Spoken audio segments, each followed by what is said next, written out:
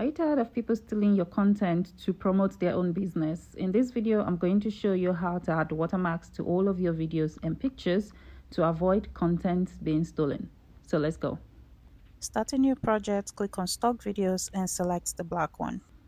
Click on Text to add text, which should preferably be your business name.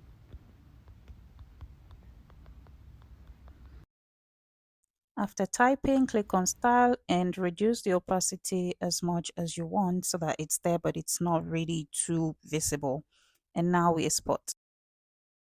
Now click on New Project to start a new project, add your video and add overlay. Now when you add overlay, that's when you add the video that we've just exported.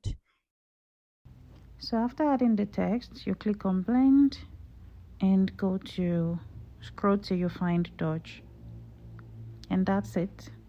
Now we have it, it's transparent. You can always add this to all of your videos and pictures so that people don't steal your content. Let me know in the comments if you find this watermark editing awesome. Follow for more.